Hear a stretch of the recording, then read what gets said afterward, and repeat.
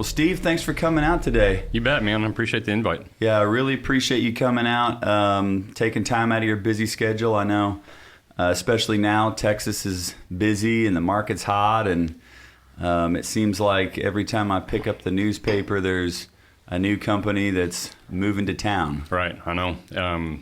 Our bidding that we're seeing this year has increased probably tenfold. Really? Just we're bidding.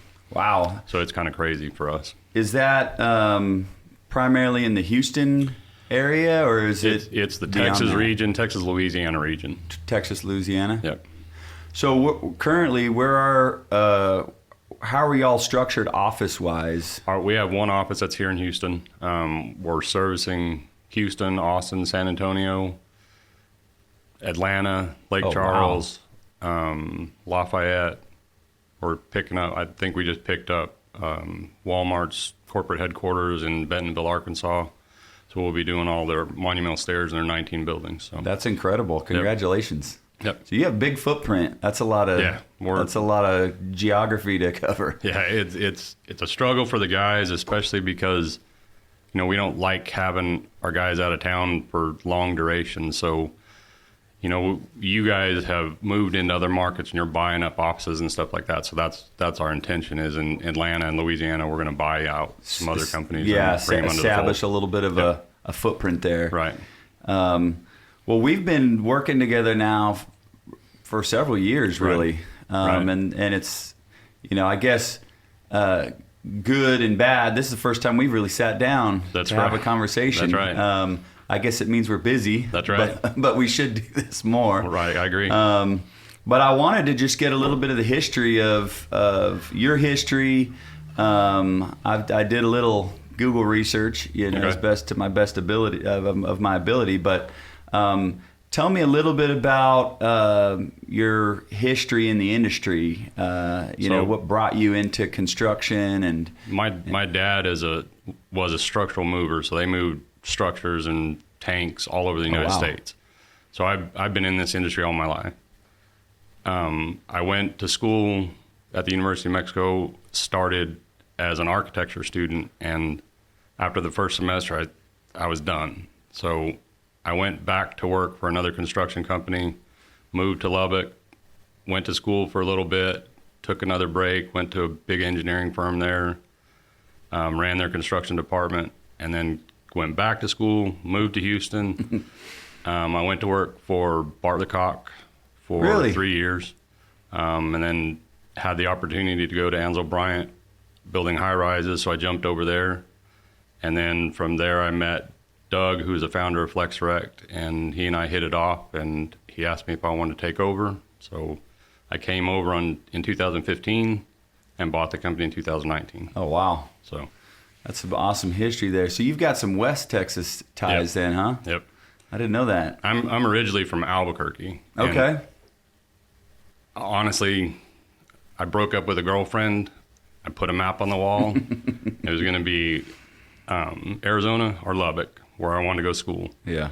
Had a few too many drinks, threw a dart, and it landed on Lubbock, so that's where I went. So that's how cool. I ended up there. That's a great history. Yeah. So I didn't know you also worked for Bartlett-Cock. So did you move to San Antonio? Were you working in San Antonio? I was here with Raymond Heath. Oh, were you really? Yep. Okay. Yeah, Raymond's I know. Awesome. Yep. Awesome guy. I was sad to see that he passed away. Yeah. Yeah, he was I got to just work with him a little bit before he passed, and just an incredible individual. Yep. And everybody had so much respect for what he brought to the company and the industry.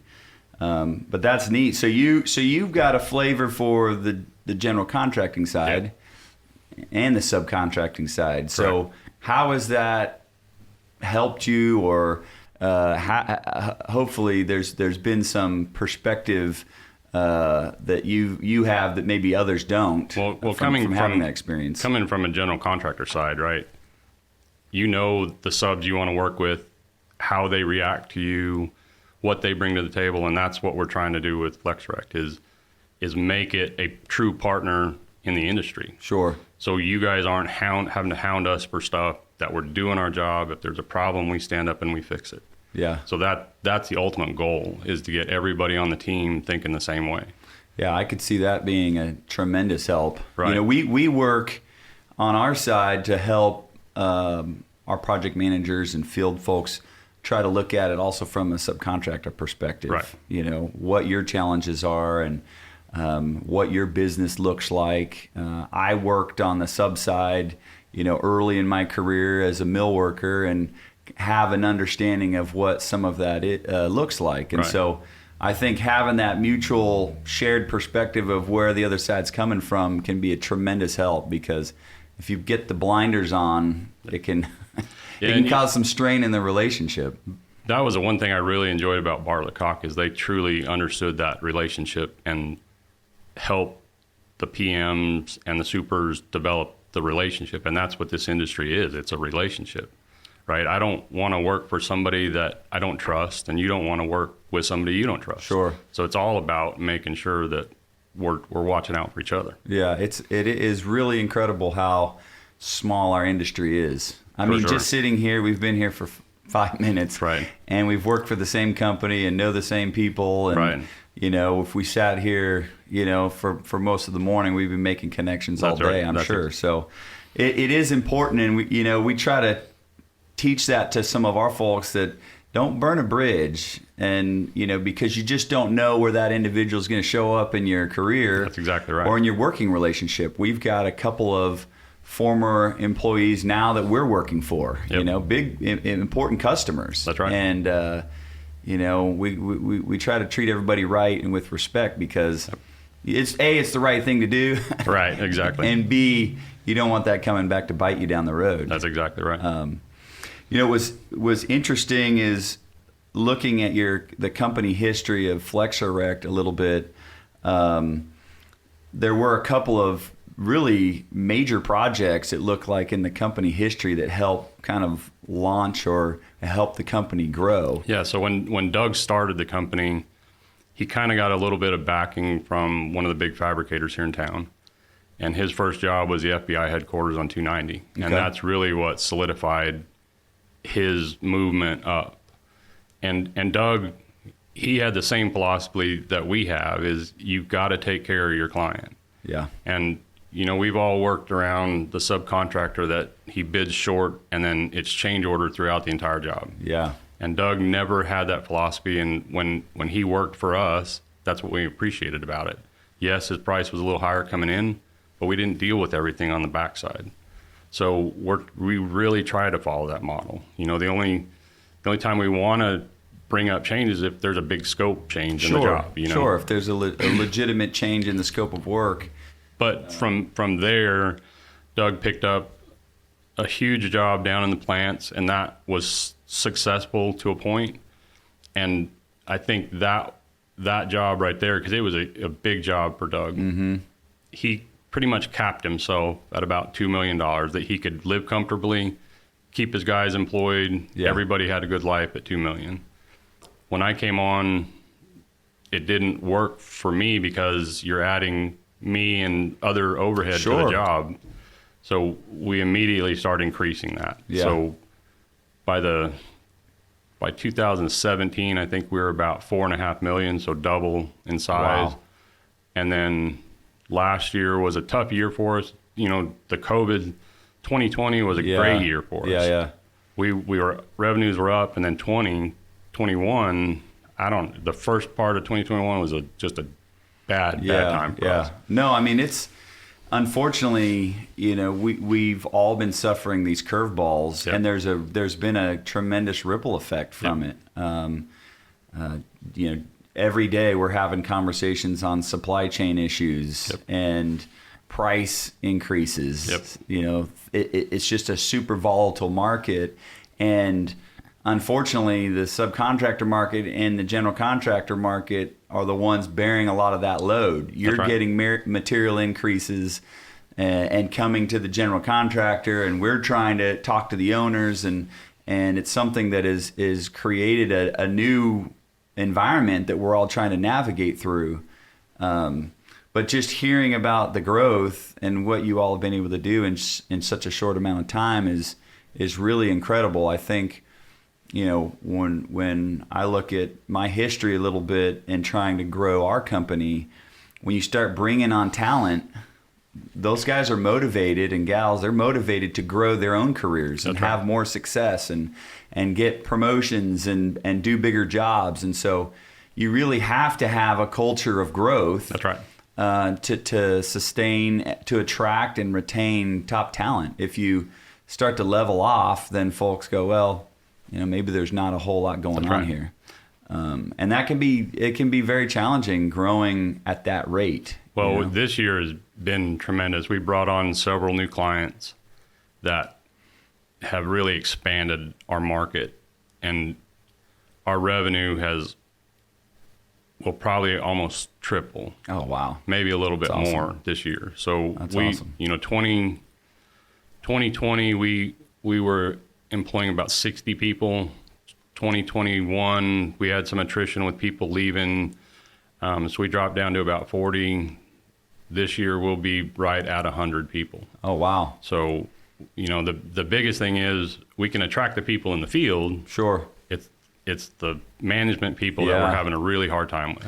Well, what's interesting, because we're having the same challenge. I mean, everybody we talk to is having the same challenge, finding that management level that has some experience in the industry, and we're all kind of fighting for the same person. Yep. Right? You're looking for that project management or that lead field role, and we're looking for the same positions. Our customers are looking for the same roles. Yep. And it doesn't matter if you're a $2 million a year company or a $200 million or a $2 billion a year company. We're all looking for the same role.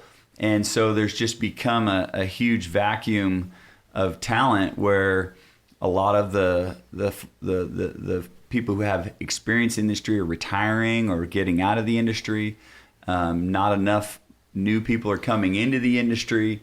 And so the folks who have 3 to 5 or 10 years experience, there's not a very big pool for us to all pick from. Yeah, we were successful in hiring 2 younger guys. One is still in school at University of Houston, and one is a year out graduate, and he's from Philadelphia, and he's moving down here next month. So we've got some young guys, but the experience we have in the office, every one of those guys came from the field. Yeah. Right. Yeah. So every one of them was promoted out of the field. Our estimators, our senior project managers, our general superintendent are all field guys. And we've been very successful. But just like you said, the retirement, we don't have that 15, 20-year experience in the field that can move into the office now. Yeah, I mean, the benefit of having management that has seen work being put in place in the field cannot be overstated. For sure. But finding that, I mean, in order to get that, you've got to go through the gauntlet, right? You've got to be in the field, be in the sun, experience and see the tricks of the trade. That's right. And it just takes time. There's no school that can teach you that. There's no online class that gets you the field experience. And when you have management that has been in the field and seen those challenges and knows how to address those challenges, it's tremendous how much help that is to an organization. And we're all trying to solve this problem right now. And it's one of the main reasons that we're doing this is to try to help people see that this is a great industry. It's a lot of fun. It's very rewarding. There's great people in it. We just need more people. More people to come in. I was actually at a conference last night, and the economist, he actually said we're actually in a period right now where our workforce is actually shrinking. And that hasn't been like that since the 40s. So we're all, just like you said, we're all fighting for that same guy or girl. Yeah. But that they're reducing themselves. Yeah. They don't want to come to this industry. And I think that, when I was in school, one of my projects was looking at this. And we've got the counselors, the teachers in high school. You're not going to be successful unless you go to college. Sure, that's true, but that's not everybody. Yeah. Right? Yeah. And I'm glad to see the Lone Star College, the HCCs, pushing that trade more. And these guys, some of my guys make tremendous amounts of money. Yeah, we're getting to the point where experienced construction personnel, I don't even know if I want to say this on camera. Right. They can almost name their price in some scenarios because there is such a shortage of folks coming into the industry, and promoting it. You know, for a long time it was viewed as if you didn't go to college, you were kind of giving up on yourself and not reaching potential or not achieving. Right. And it's just not the case. It's really not the case. And achieving in a trade and learning a craft and going through that career is as much of a challenge and achievement as going through college and getting a 4-year degree, or you know, and in a lot of instances you grow up a lot faster, you gain a lot more life experience, you mature quickly, and you can start earning income and adding back to the economy faster. Right away. Yep. And nothing against going to college. I went to college. I got friends, you know, and but I'm also promoting that there is another path out there. That's right. Right, and that parents should be talking to their kids as an option. And I kind of joke to say no one raises their kid and says, "I want you to be a construction worker." But it should be in the discussion because they're highly paid careers, they're competitive, and there's a demand for it like no other you look at industry right now. The entrepreneurship options that you have in this industry. You, me, I mean, everybody I know has either bought into a company or started their own company. Yeah. You know, and it's the options are they're limitless, you know. So I mean, you know, I kind of jokingly talk about this next generation that is excited about being an influencer or a YouTuber, and there are great options there, right? But the demand and the competition, I mean, there are people who are going broke trying to be an influencer online, right? Just trying to have that image. The odds of achieving, you know, anything that has a payout at the end is very little. Right. However, in this industry, being a small business owner, being an entrepreneur is a real is a reality. That's and right. You know, somebody can be me or be you or be any of the folks that are achieving with just some commitment. That's right. And integrity and a work ethic to go learn it and implement it in the world, because we're looking for those people and those companies all day, every day. You know, I sat in an interview when I was with another company, and one of the comments was, well, we don't want to hire him because he's going to start his own company. No, that's the guy we want to hire. Yeah. You know, I want to hire people that are wanting to take my job. Yep. I don't want to do this forever, just like you. Yep. I need to have that guy that has that drive. Yep. So that's what I'm looking for, you know. That's that spark in the eye. Yeah, you want driven people in your organization that are going to try to grow, and then having an organization that recognizes that and rewards that and promotes that is what really can take a company to the next level. Just in looking through your website, there were some things that I thought were very impressive that jumped out. You talk a lot about the training that you have to do on your website to keep your workforce up to speed with safety requirements and other requirements. Tell me a little bit about what you're doing to try to, as you're constantly bringing on people, it's a challenge to train and develop that workforce. So when I started with the company, you know, safety was really an afterthought. The safety manual was written in 2005, had not been touched. Mm-hmm. Nobody even really knew where it was. So I brought on CSC Safety. They're one of our consultants, and we revamped our entire program. We train out of our safety manual. We're proud of our safety manual, and we're proud of what we do with our guys. So once a month, the third Friday of every month, we shut down every job at noon. The guys come into the shop. We do safety training until 4 o'clock in the afternoon. Wow. All of we're in a transition program right now where all of our new hires are gonna go through a full day of training. That gets them the basic information that they need to walk on our job sites. That's great. And then within the first month, they'll have completed all of their safety training. that we require. So right out of the gates, they're getting a baseline of Yep. training that's going to help them be successful. That's correct. And keep them safe. And keep them safe. I mean, when your trade is one of the most dangerous, if not the most dangerous trade out there. I mean, falls are the number one reason for fatality in the industry. And so having a workforce that's trained and developed is paramount to your success. Well, you know, we've had some accidents since I've been with Flex. We had the worst one ever in company history in 2019. And I'm the one that gets to go meet the families. Yeah. Yeah. I'm the one that meets the guy at the hospital. Yeah.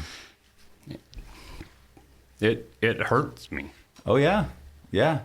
Yeah. I mean, it having that level of personal commitment to your people, having experienced that, and then being able to communicate that to your workforce really is what brings home the importance of it, because it's not just about having a good safety record. It's about caring for your people, caring for their families, making sure that they make it home in as good or better condition as they did when they showed up that day, you know. And unfortunately, I've also had to be on the side of accidents and incidents and walk through that process, and it's a horrible experience, and I wouldn't wish it on anybody. That's right. And so, but also those experiences help us as leaders and business owners to communicate that to the folks that haven't experienced it, because for a lot of people, it's just a box that they need to check. That's right.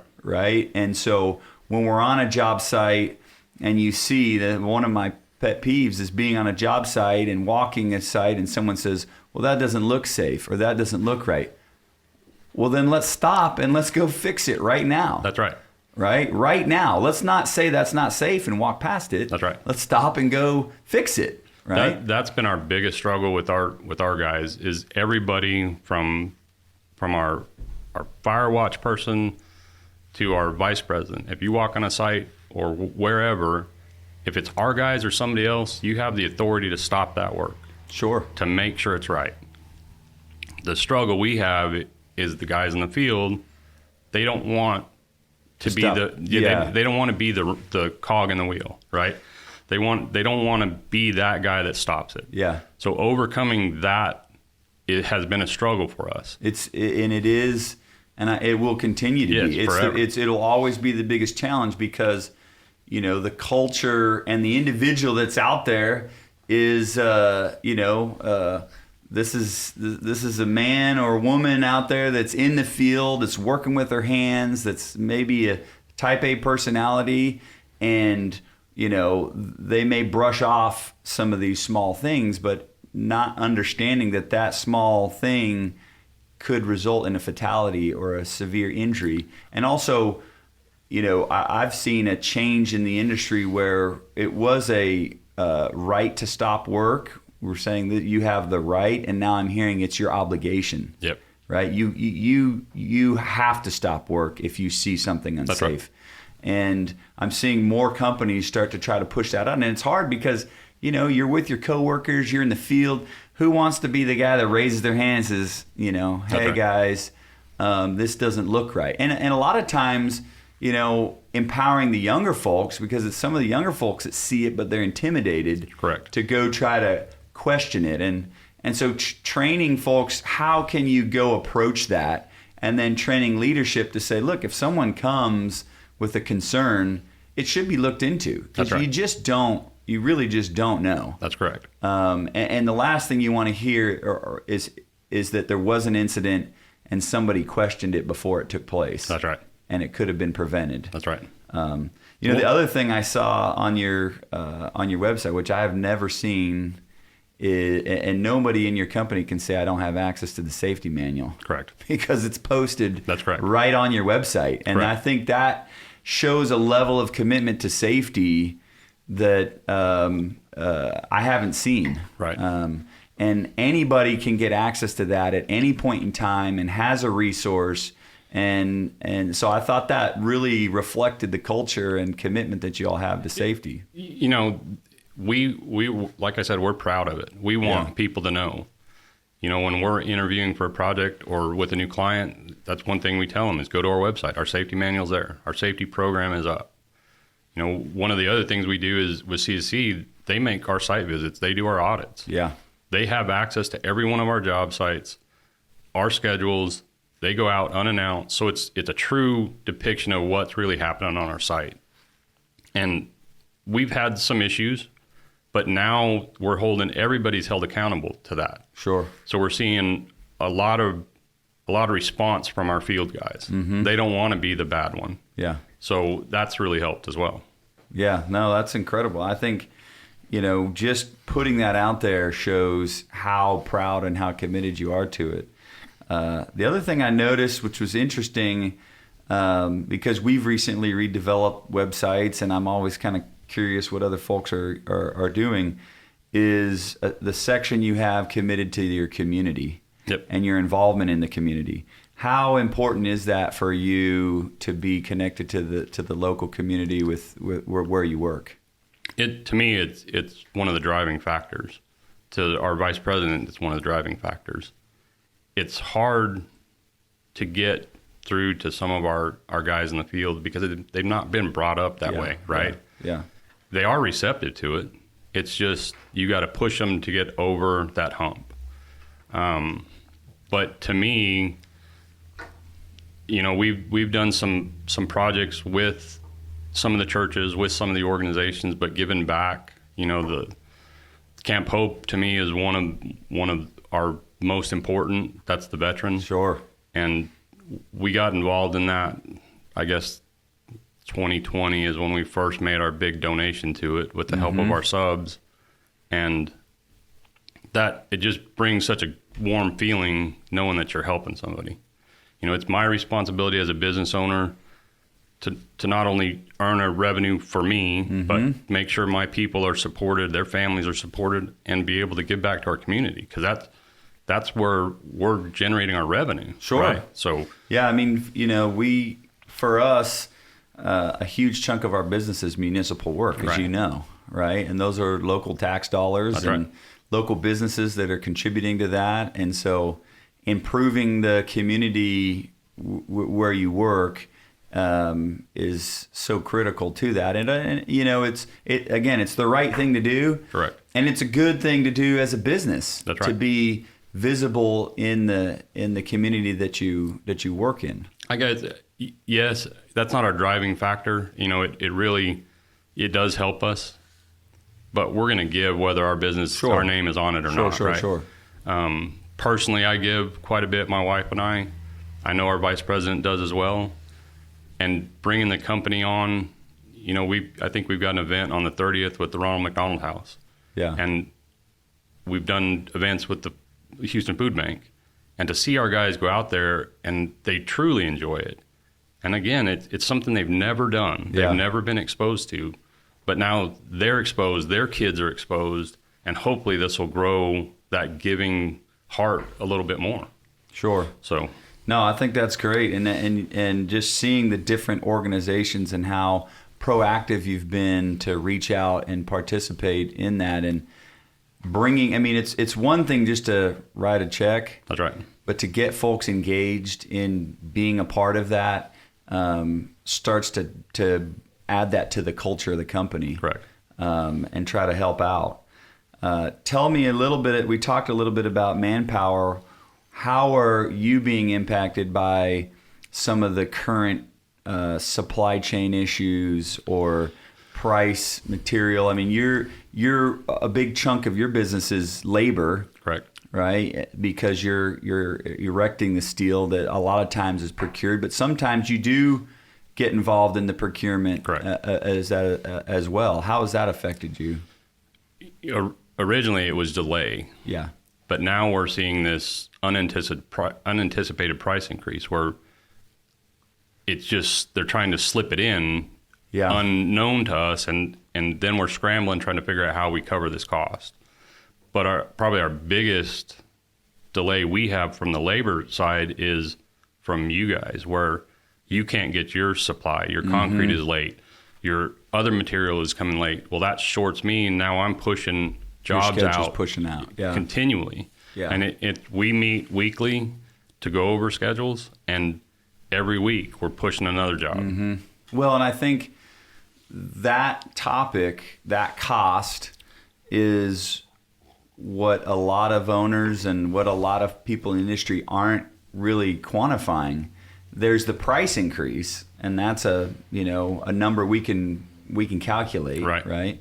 But these supply chain delays are causing us and you to have extended overruns on our project management and on our general conditions. That's correct. And for every month you're mobilized and not producing or not finishing, even if you don't have a full crew out there, you're not as productive and you're not as efficient. And those dollars just chew a hole in your bottom line. Well, and it affects your cash flow too, right? If I'm not producing on a job, I can't bill. Yep. I still have 85 people I'm paying for every month. Yep. So that's a struggle we have. Yep. No, and I'm hearing it from a lot of vendors right now and a lot of general contractors. Yeah. That 2021, was rough, and the start of 2022 has been rough. The work's out there. There's backlog, right? Especially in Texas, there are things going on, but it's almost like a stutter step. We can't quite gain the momentum and the efficiency, and every day you get into the office and there's some new surprise. That's right. This product couldn't get delivered, this job's delayed, this has had to push out. And so we're in this reactive mode all the time, and it's not an efficient way to run a business. I agree. I was talking to one of our clients last night, and he said they won a project and they can build a job in 4 months. The generator is 74 weeks out. So what do you do? So that's the crazy part. Yeah, and it's for customers that maybe don't build as often or aren't as active. Right. It's really hard for them to get their head around what's happening. Right. We'll get comments, well, the last job we did in 6 months or 7 months or 10 months. Why is it taking 14 months? That's right. Well, there's a couple of products, a generator or the mechanical equipment or something that you just can't get. Some of these, we're looking at an interiors job right now where the customer wants it done in like 2 months. Well, trying to get doors, hardware, any specialty glass in a 2-month period it's pretty close to impossible. So, we're trying to get creative with putting in temporary solutions or finding alternatives, but there's only so many things you can do creatively before it really ultimately affects the job. Well, it's the cost. The owners have a performer that they got to meet, right? And all this added steps that you're doing is making that performer look bad, which could shut the job down. So, that's the hard part. Yeah. We've got our biggest issue that we face right now is equipment. I can't buy equipment. We need 2 forklifts. We can't buy them. We can't even buy them on the used market. If we do, they're worn out and they're double the price they should be. Yeah. Our welding machines were 6 months out if I ordered them today, and double the price that we were paying 2 years ago. Jeez. So we actually had a machine stolen off one of our sites 2 weeks ago. So now we're down a machine. I can't find anything. Yeah. So it's a struggle. Jeez. What are you doing manpower wise? Right now we're seeing a lot of movement in the industry because we are all fighting for the same folks. What are you doing to try to retain personnel and ensure that, especially younger folks in their career can see that there's a long-term path, with your company or with that there's value to staying with an organization versus being as transient in the industry? So one thing, our specific niche in the industry, the hourly guys don't get a lot of benefit. They may have a health insurance package of some sort. So when we started, we really looked at that aspect coming from the eyes of a general contractor. So all of our hourly guys get vacation pay. They get one to 2 weeks of vacation a year. They all get holiday pay. Every one of them is getting a portion of their health insurance paid by the company. We're getting ready to roll out our 401k across the board for every employee. Just the vacation, the holiday, that's stuff that they've never seen. That an hourly guy in an ironworking industry has never seen that before. Sure. It costs us money. Sure.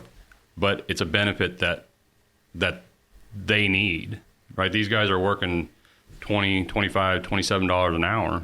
I got 3 kids at home. Yeah. It's hard to make a living at that. Yeah, no, for sure. You know?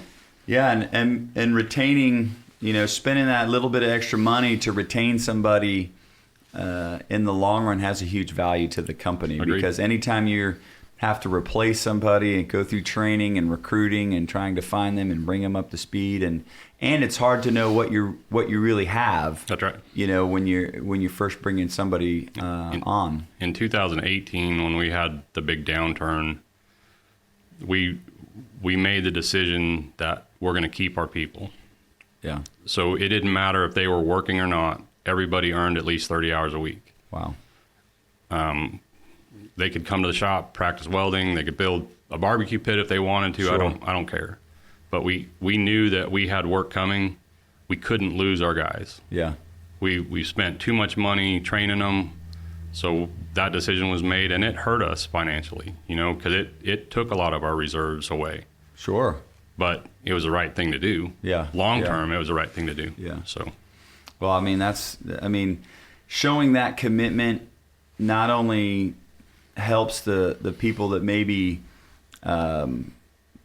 were either new or on the fence of like, do we need these guys or not need these guys? But the guys that you did need saw that. They see that commitment. That's right. And it reflects the culture, the commitment to the people and the organization. And so, we did a similar thing and tried to minimize any sort of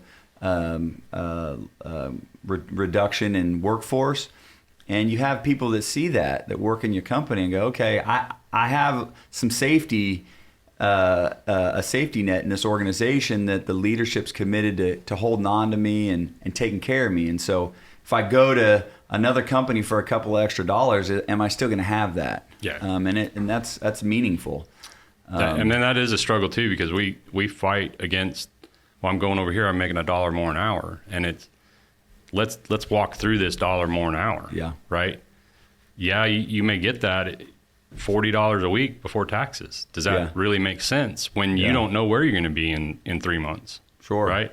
So it's an education for us, and we've saved some people with that, and we've also lost some people that don't want to hear it. But it is, we're trying our best to make sure that we're protecting the guys. It's tough because everybody's aggressively trying to pursue the talent that's out there, and sometimes pairing up more experienced leadership or some of your senior folks with your younger generation, they can convey that knowledge and experience, because once you've been through a few cycles of hires and fires, you do gain some perspective of what it means to be with a good company and a company that's going to take care of you. Right. And you can get a little bit more of the long-term vision for staying around. Correct.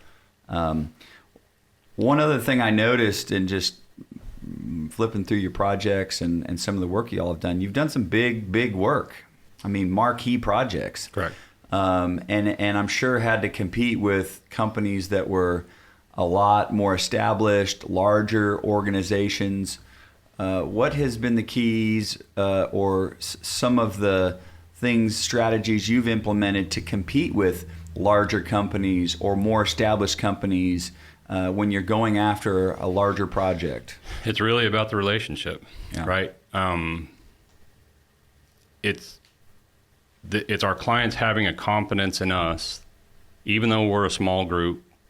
And some of our biggest projects were done when we were a lot smaller than we are now. Yeah.